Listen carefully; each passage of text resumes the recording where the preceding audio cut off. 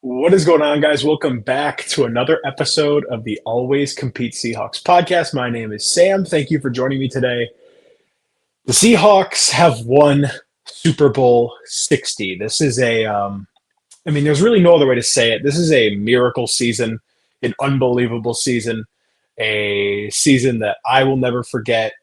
Um, it's hard to put into words. Like at the start of the year, coming up with what this game would have meant to me, would have meant to the fans, would have meant to Mike McDonald, Sam Darnold, all that stuff. I mean, I had to do a podcast.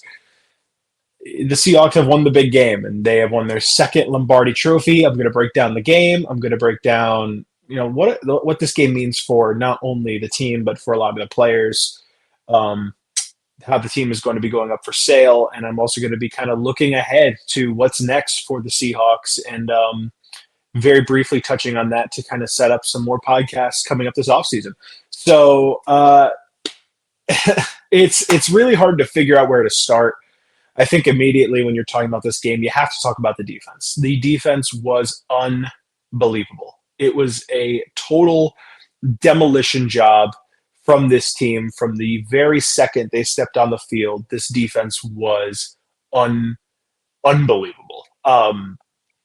You could feel it early, where I had a gut feeling that, not a gut feeling, I had pretty good statistical proof that the Patriots were going to have a tough time moving the ball in this game. Just factoring in everything, from the defensive, kind of like the strategies that both sides like to use. The Patriots were very heavily reliant on explosive pass plays. The Seahawks just didn't give up many of those. I was feeling pretty good that they weren't going to give up many of them in this game. And on top of that, it is not just the pass plays, but it was the fact that they can defend the run so well playing nickel, and that the defensive line versus their offensive line, I thought, was a serious mismatch. Um, and everything that I thought turned out to be true, honestly, more than I even expected.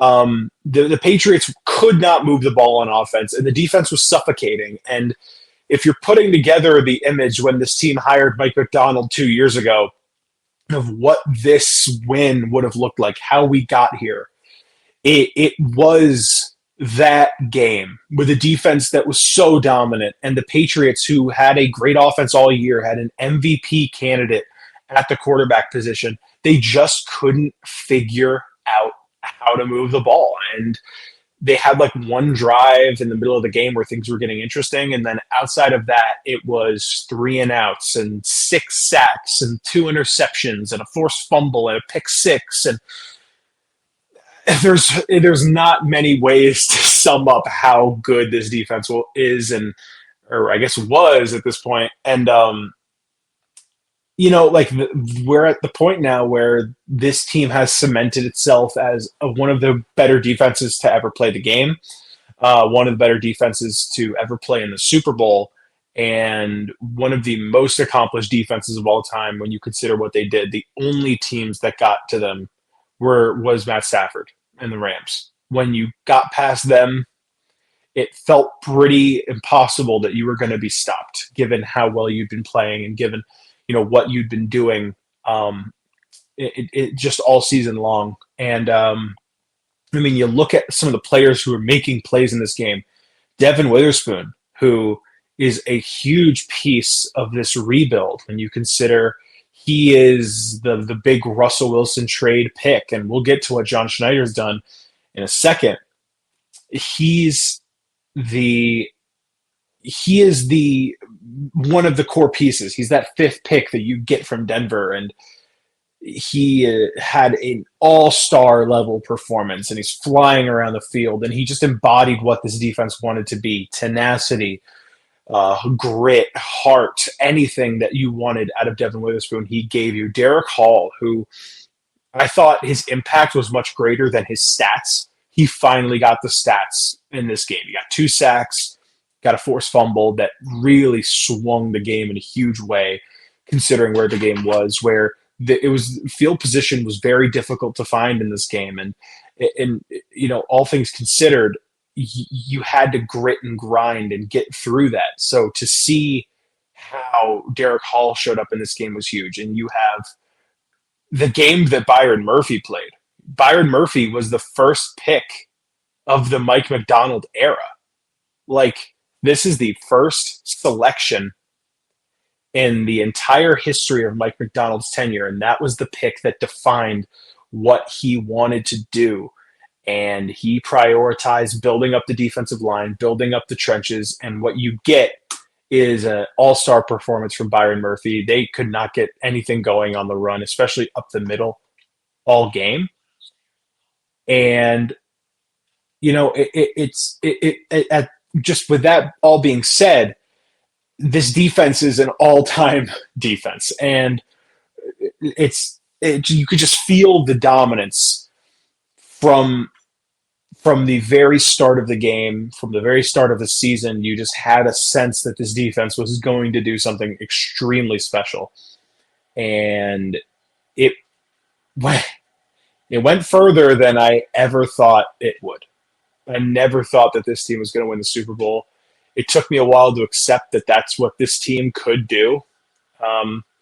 Maybe longer than it took you guys. It took me probably until after that first Rams win, where I'm like, oh, okay, this team has a certain thing to it. But in general, I feel as though this is just a miraculous win for what has essentially been a rebuild. And I mean, rebuild is strong, or retool. I mean, to fire Pete Carroll, who is the best coach in franchise history. He brought you your first ring. He was the coach during the Legion of Boom, and he brought upon this era of prosperity for you. You let him go, and you pivot to going from the oldest coach in the league to the youngest coach in the league, who's this defensive play calling guru. And Mike Macdonald has won the Lombardi Trophy in his second year as a head coach. And the way that he built this team, where, as much as this team flew around like the LOB and it felt kind of equally dominant in a way,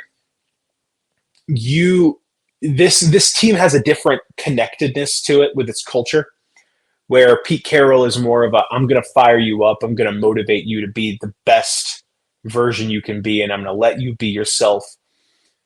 Mike Macdonald built a culture where this team is so interconnected, and it felt like there was not a weak link on the defense all night. There was never any arguing. There was never any like the message and the unity was there, and you could feel it when the Patriots were really struggling to get anything going, and they're on the sideline just trying to motivate the team in any way to get going and get hyped up, and they just couldn't, because this team is just the shared vision, the message, the tenacity, the energy, everything is perfect. And that is the credit that Mike Macdonald needs. He is not this motivator, and that was the concern. He's not this personality. He's not a guy who's going to give an incredible post-game speech. He's not a guy that's going to have the clips of him talking that are going to go viral because he's so inspirational. He's not a Dan Campbell. He's not a Mike Vrabel. He's not none of those guys.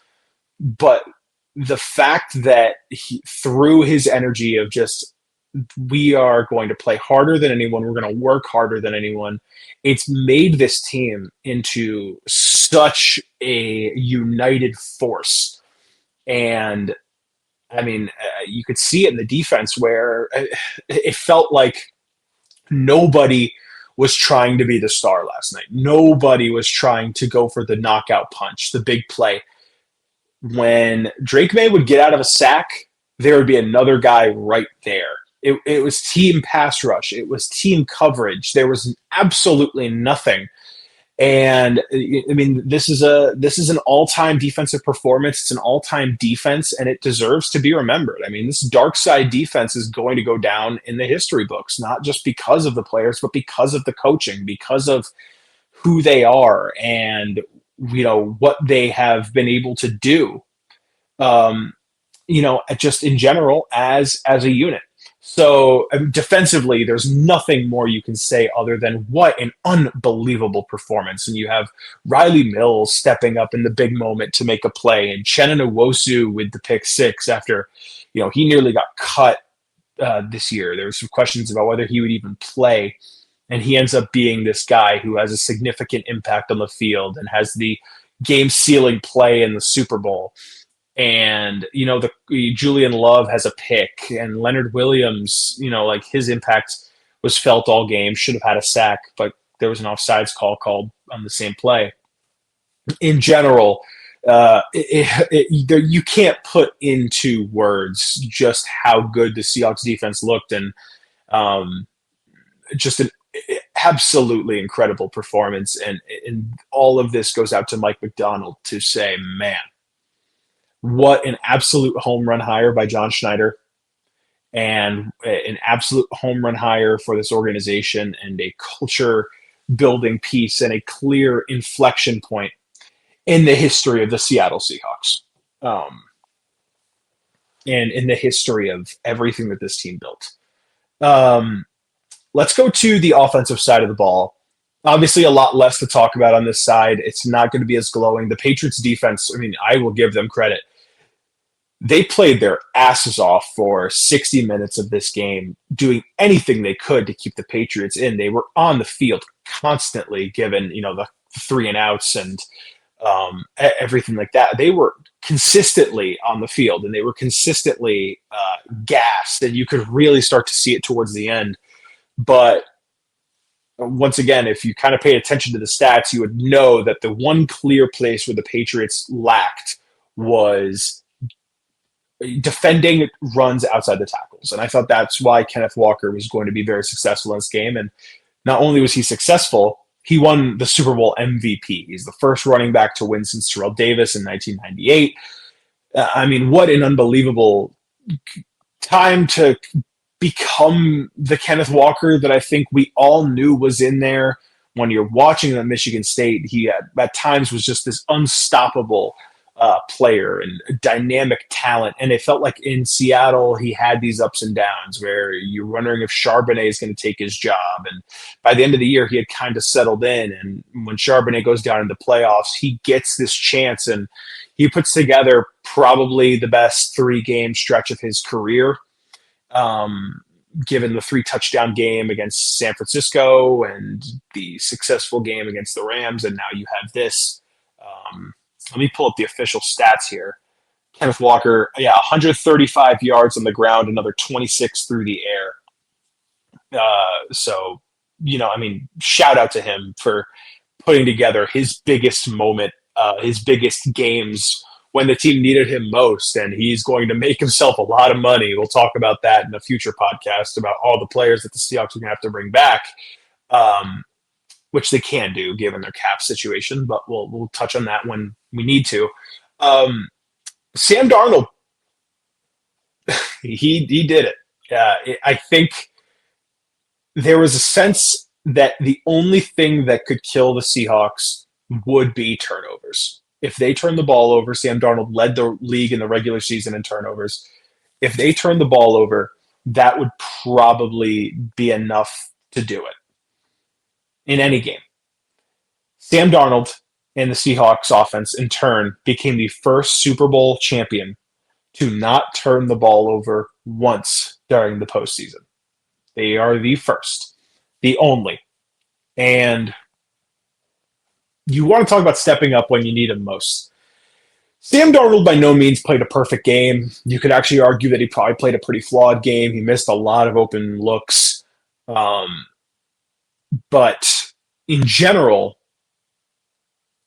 he had some plays where, think about how many times Sam Darnold was absolutely dead to rights, and how many times he made a play in the backfield, evading a defensive tackle or evading a free rusher, or evading a blitzer.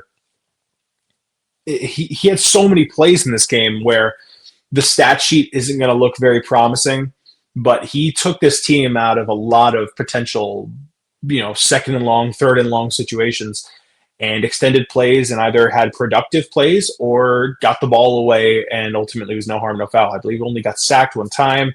Obviously, like I said, no turnovers. Had that touchdown to AJ Barner, who I thought played a very good game. Gave the Seahawks exactly what they needed.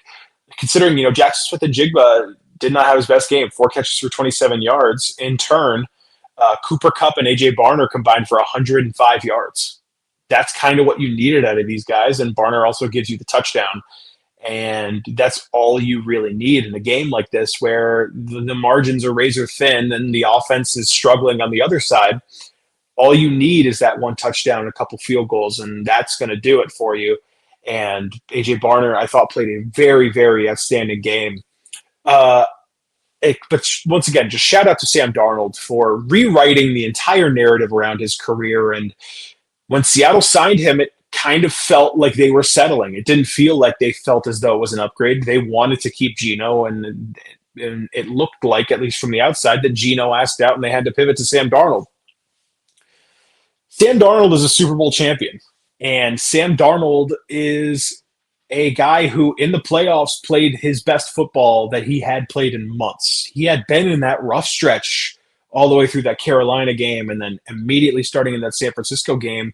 He didn't play elite. He wasn't a top 5 quarterback. He didn't outduel he did outduel Matt Stafford, but it's not like in every game he was prolific. But ultimately, Sam Darnold did what the doubters said that he couldn't, which was be good enough to win the Super Bowl, not hurt your team, make the crucial plays when you need him to. And he did. He did that. He made the big-time plays. He made a lot of big-time throws under pressure, under duress, consistently all night. He made the plays that really propel this team towards like what needed to happen. And with the way that the run game was working, you just needed some of these third down conversions to click, and you couldn't be set back in some of these third and longs. And what you got is Sam Darnold gave you enough to the point where you weren't sweating about the offense. And really, like I said, when the offense does what it does, they are able to get 5 field goals, and 5 short field goals. They were all pretty consistent, solid setup drives. In general, Sam Darnold did what he had to do, and there's no reason for me to doubt that you can't do this again with Sam Darnold next year. This is not a flash in the pot. This is not like Nick Foles with the Eagles when he randomly turned it up and you make the Super Bowl and you win. This is not that. This is a guy who played his best football when it mattered most, and you can only trust that he will grow from this more as he becomes more and more comfortable with what this team is and what they can be. And, as they look to repeat next year, I fully expect Sam Darnold to continue to play great football. The one guy that's going to get, like, if I had a metaphorical game ball for the overlooked player, can we talk about what Cooper Kupp meant to this team in the playoffs and in the late stretch of this season? I think it's undeniable to admit that Cooper Kupp wasn't necessarily a slam dunk signing. It's easy to say that maybe he didn't have his best games, and obviously he's a little older. He wasn't as explosive as he was a couple of years ago. No duh. But there were some games, that Niners game, he was your leading receiver. In the Rams game, he has a couple huge third down conversions, and he has a touchdown that ended up being all you needed to get it done. And then in this game, Jackson Smith and Jigba is out for a significant portion of the late third. It might have actually just been fourth quarter. And Cooper Kupp was consistently getting open and making plays, and he is your leading receiver in this game. 6 catches for 61 yards. He played his best football in the playoffs. And I think if you're imagining how perfect the Cooper Kupp signing would be when they signed him, you're saying, well, he's a veteran who's going to have that big moment in the playoffs because he's been there and he's done that. He's a Super Bowl MVP. He did it. He freaking did it. And he was your best receiver, frankly, the whole game. JSN was eating up a lot of attention, but JSN consistently was not separating like we're used to seeing JSN separate. And Cooper Kupp was the one who was getting a lot of these 8, 9, 10 yard chain moving plays that ultimately kept your offense moving all night and got you in the situation where you could get those field goals. So shout out to Cooper Kupp, who gets his second ring, adding greatly to his Hall of Fame chances. Who knows whether he'll be back next year, whether he's going to retire. You don't know. But regardless, you can't help but feel as though Cooper Kupp, these playoffs alone made the signing worth it. And for what he meant to this team as an offensive leader, as an offensive damn near a player coach, with his mentality and his mindset and how much he motivated these guys and how much they learned from him and how much they took from him as we kind of got into the grind of this season. The impact of Cooper Kupp is undeniable, and you just can't help but feel as though no matter what he did in the regular season, this signing is worth it. So really, really awesome to see what Cooper Kupp did and how he really came around when you needed him most. All of this is leading up to say when you're complimenting, Sam Darnold, Cooper Kupp, when you're complimenting Byron Murphy, when you're complimenting Devin Witherspoon, when you're complimenting Nick Eamon-Wari, Jackson Smith-Njigba, AJ Barner, Rashid Shaheed, Clint Kubiak, Mike McDonald. All of this comes back to John Schneider, who, in my opinion, last night firmly cemented himself as one of the greatest executives in the history of the game. He becomes the first executive ever to win 2 Super Bowls with the same team, with an entirely different coaching staff and roster. There was not a single coach or player on this roster that was on the roster in 2015. He becomes the first executive with the same team to do that. He built 2 entirely separate Super Bowl champions with separate staffs, with separate players on the same team. He is the architect of this. He is the guy that makes the Russell Wilson trade.